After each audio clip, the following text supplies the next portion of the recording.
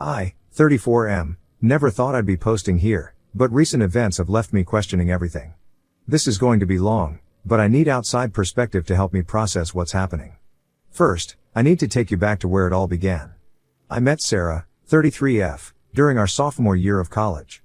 We were both taking an environmental science elective, and she caught my attention immediately. It wasn't just that she was beautiful. What really drew me to her was her passion. She could talk for hours about marine conservation, her dream of working with endangered species, and how she wanted to make a real difference in the world.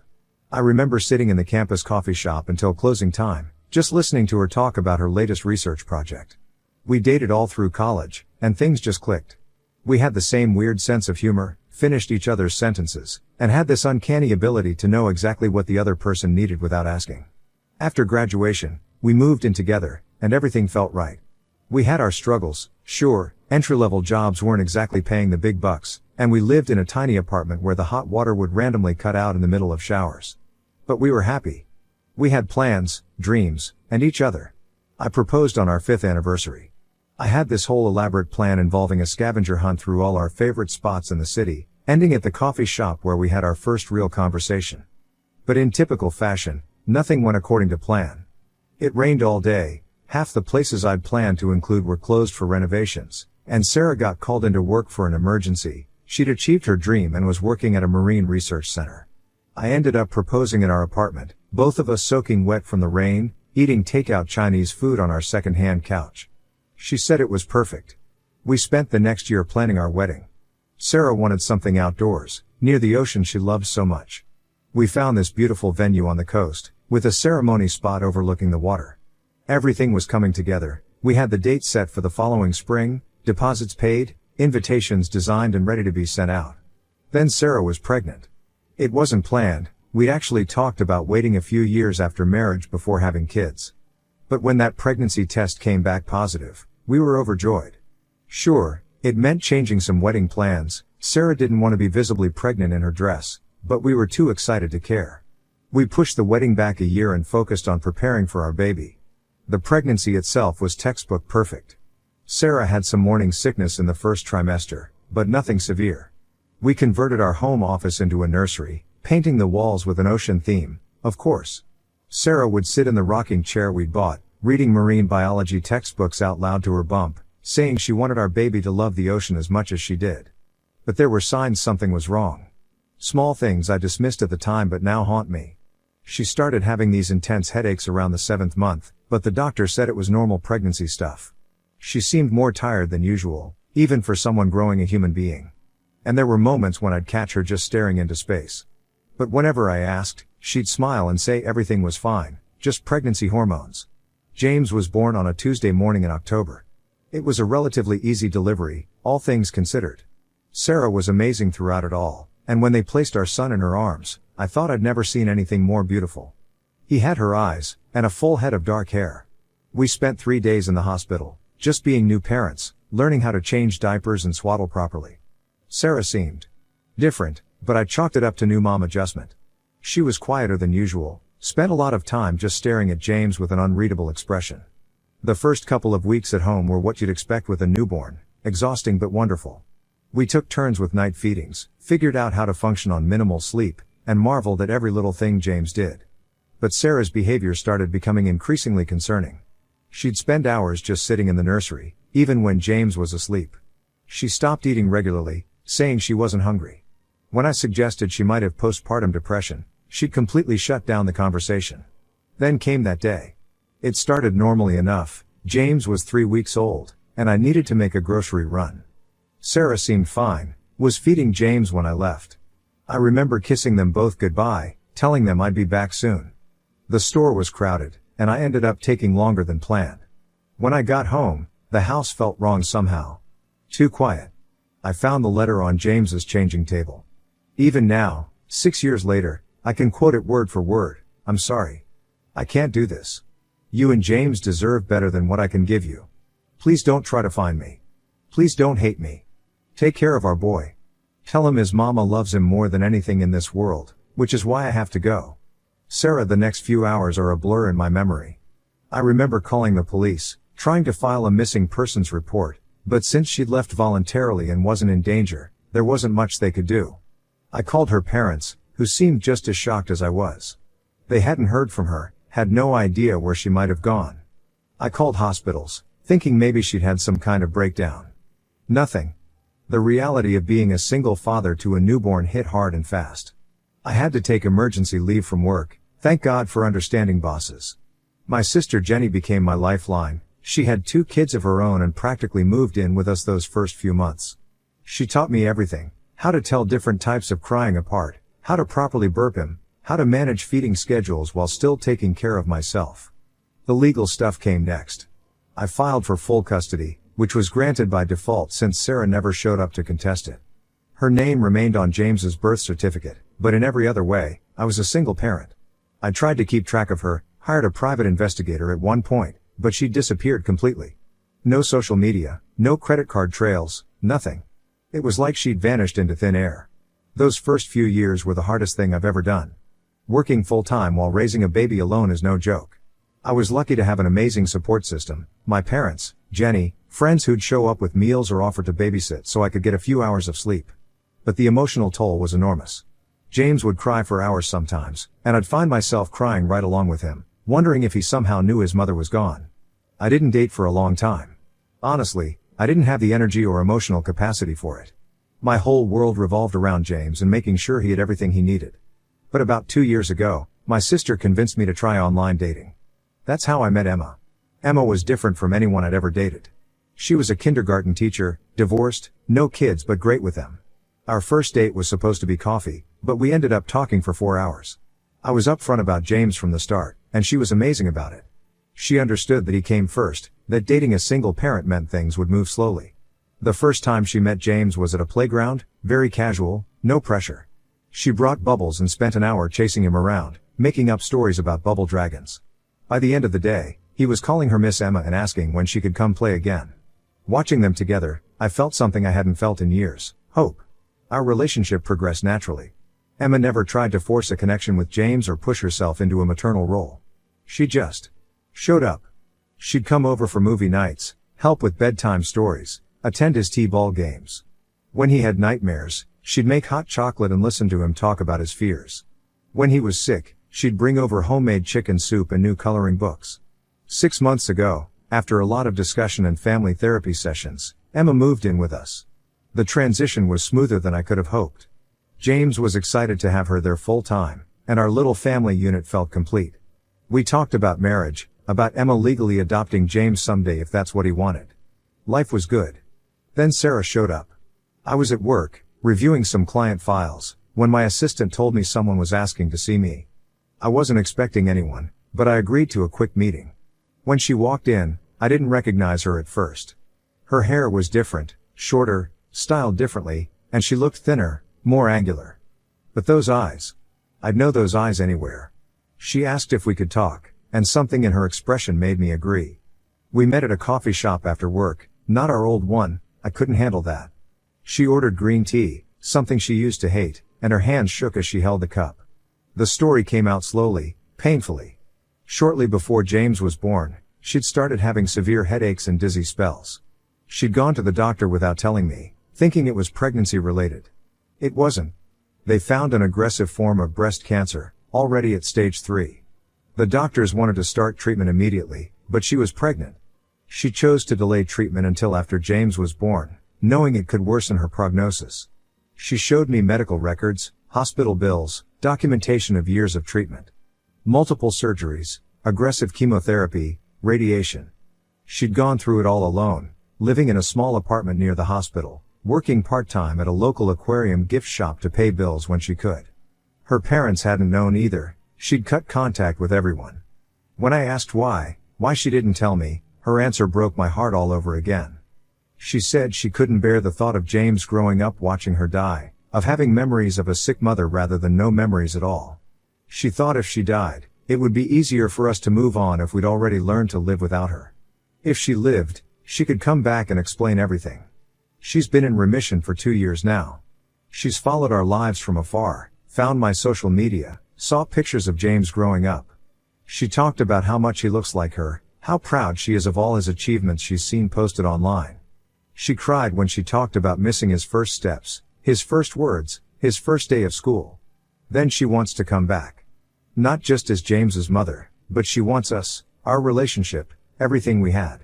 She says she still loves me, that leaving us was the biggest mistake of her life even if she thought she was doing the right thing at the time. She wants another chance. I listened to everything. I tried to understand her perspective, to imagine the fear and pain she must have felt. But when she finished, I told her no. I explained about Emma, about the life we've built, about how James has finally stopped asking why his mother left him. I told her I would be willing to discuss supervised visitation eventually, after consulting with Emma and our lawyer, but that's all I could offer. She didn't take it well. She became upset, saying I was punishing her for trying to protect us. She's been calling and texting constantly since then. Her family, who I haven't heard from in years, is now reaching out. They say I'm being cruel, that she made a mistake out of love and fear, that she deserves forgiveness and a second chance. Some of their messages have gotten to me. They point out that Sarah sacrificed everything, her relationship with her child, her family, her entire support system, because she thought it was best for James. They say that kind of sacrifice deserves understanding and forgiveness. Her mother called me crying, saying she lost years with her daughter and doesn't want James to lose his mother too. But then I remember those years of pain. The nights spent wondering what I did wrong. The times James would cry himself to sleep asking for a mommy who wasn't there. So yeah, even if I am the asshole here, I won't agree to take her back. Emma has been incredibly supportive through all of this. She says she'll support whatever decision I make regarding James having a relationship with Sarah, but she's also honest about her concerns. James knows something is going on. He's a perceptive kid. I haven't told him about Sarah yet. But he's been asking questions about his birth mother more frequently lately, as if he can sense the upheaval in our lives. So here I am, Reddit. Ida for refusing to give Sarah another chance? Sometimes when I look at James, who is so much like her in so many ways, I wonder if I'm being too harsh. Edit 1. Thank you all for the responses. To address some common questions. 1. Yes, I've verified her medical records, the cancer diagnosis and treatment were real. 2. She did try to send child support about a year after leaving, but I refused it. I was hurt and angry then. 3. Emma knows everything and has been incredibly supportive through this whole situation. 4. I have spoken with a family law attorney about the situation.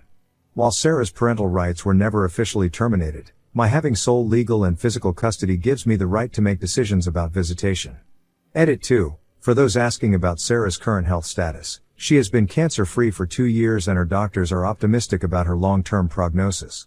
However, they can't guarantee the cancer won't return, which is one of my concerns about reintroducing her to James's life. Update 1. First, I want to thank everyone who responded to my original post. Many of you asked for updates and clarification on several points, so I'll try to address everything while sharing how things have developed over the past month. After my initial post, I spent a lot of time reflecting on the feedback I received. Many of you pointed out that while Sarah's actions were devastating, her motivation came from a place of desperate love rather than malice. This perspective has helped me approach the situation with more empathy, even as I maintain firm boundaries for James's well-being. One of the first things I need to address is the verification of Sarah's story, since many commenters were understandably skeptical. Yes, I have thoroughly verified her medical records. The cancer diagnosis was real, stage 3 triple-negative breast cancer, diagnosed at 32 weeks of pregnancy. The documentation shows everything: the initial diagnosis, her decisions regarding treatment delay, the subsequent surgeries, chemotherapy protocols, radiation treatments, and finally, her remission status. Reading through these records was like experiencing those lost years from a parallel universe, one where I could have been by her side through it all, if she'd only let me. The medical records also shed light on something I hadn't fully processed from our conversation: just how close we came to losing her entirely.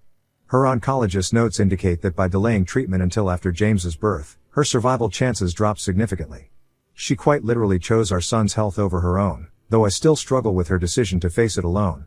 Regarding her current health status, she's been cancer-free for 2 years now.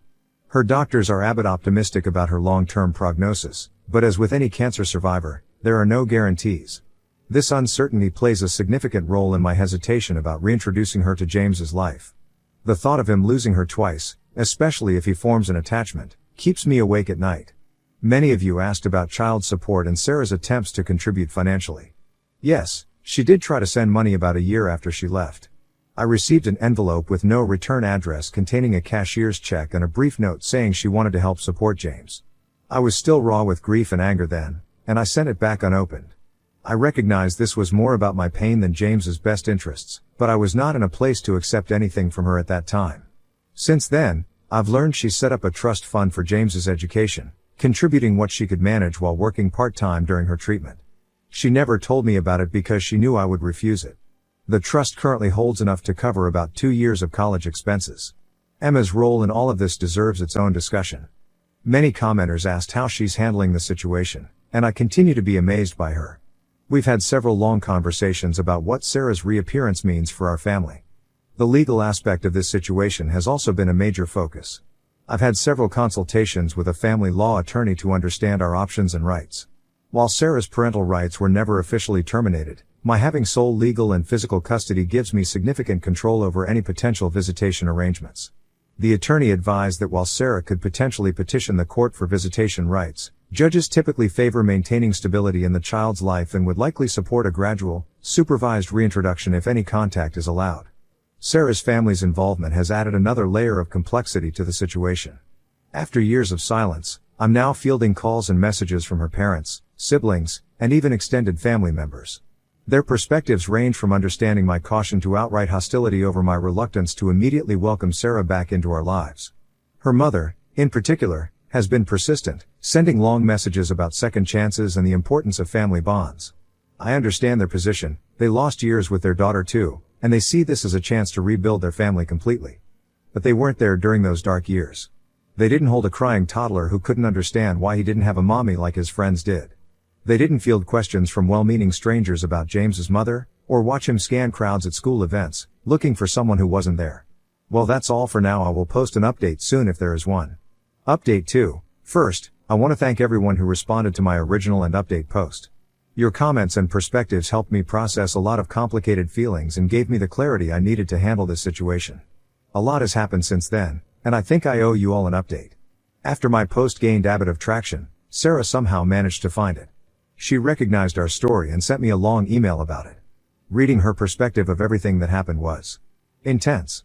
She filled in a lot of gaps about those years she was gone, and I think sharing her story might help people understand the complexity of our situation. According to Sarah, she first noticed something was wrong during her second trimester. She was having severe headaches that wouldn't go away with normal medication. At first, she dismissed them as pregnancy-related, but when she started feeling lumps in her breast, she knew something was wrong. She went to a doctor without telling me. She says she didn't want to worry me until she knew for sure what was happening. The diagnosis came back with stage 3 breast cancer. The doctors wanted to start treatment immediately, but she was pregnant. They gave her options on whether to terminate the pregnancy and start treatment, or wait until after delivery but risk the cancer spreading. She chose to wait. She said she couldn't bear the thought of terminating when we'd been so happy about the baby.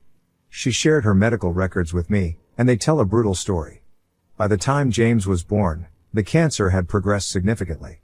The headaches she'd been having were related to small metastases that had already started forming. Her doctors told her she had maybe a 30% chance of survival if she started aggressive treatment immediately. She said the day she left was the hardest day of her life. She'd written and rewritten that letter dozens of times.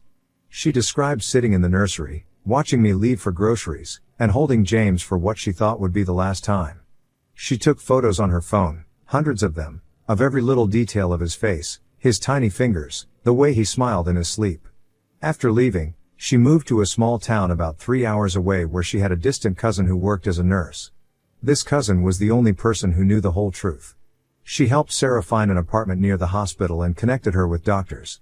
Sarah started aggressive treatment immediately, a combination of chemotherapy, radiation, and multiple surgeries. She lost her hair within weeks. The chemotherapy was so aggressive that she could barely keep food down. She had 3 major surgeries in the first year alone. Her cousin would come by after shifts to help her, as Sarah was often too weak to even get out of bed. She worked when she could at the hospital gift shop, but most of her savings went to medical bills. She tried to send money for James about a year after leaving. She'd managed to save up a few $1,000s from her part-time work.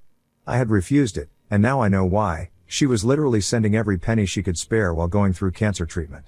What really got to me was learning about how she stayed connected to us. She created an Instagram account just to follow my sister's page, which occasionally had photos of James. Her worst day, she says, was when she saw the first picture of James with Emma on my social media. She said she cried for hours, but also felt relieved that he had someone in his life who could be there for him in ways she couldn't. She never commented or reached out because she was still going through treatment and didn't want to disrupt our lives if she wasn't going to survive. The recovery process was long and difficult. Even after the cancer went into remission, she spent months in physical therapy, rebuilding her strength. She had to learn to write again after nerve damage from chemotherapy affected her hands. She went through extensive reconstructive surgery. It was 2 full years after her remission before her doctors said she was stable enough to consider resuming normal life. She spent that time in therapy, working through her decisions and their consequences. Her therapist helped her understand that while her intentions were protective, her actions had caused significant trauma to both me and James. She worked on developing better coping mechanisms and communication skills. When she finally reached out to me at my workplace, she had spent months planning what to say. She had a whole speech prepared about understanding if I hated her, about being willing to accept any role in James's life that I deemed appropriate.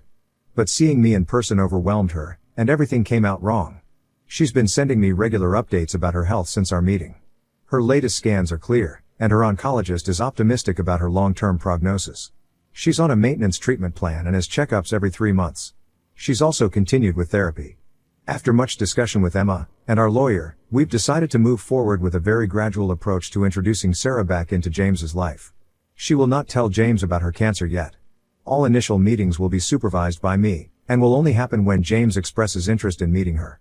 She has agreed to sign a legal document stating she will maintain consistent contact once visitation begins. This addresses my fear of her disappearing from his life again. She has also agreed to continue her own therapy and attend co-parenting counseling with me. Emma has been incredible throughout this process. She's secure in her relationship with James and sees Sarah's presence as an addition to his support system rather than a threat to her role in his life. She actually met with Sarah privately to discuss how they can both be positive influences in James's life without creating confusion or conflict. Sarah's family has also been more understanding since I explained our gradual approach plan. They see that we're not cutting Sarah out, but rather trying to reintroduce her in a way that's healthy for everyone, especially James. They've agreed to follow our lead and not mention anything to James until we're ready. I know this update might disappoint those who wanted me to either completely embrace Sarah's return or totally reject her. The reality is messier and more complicated.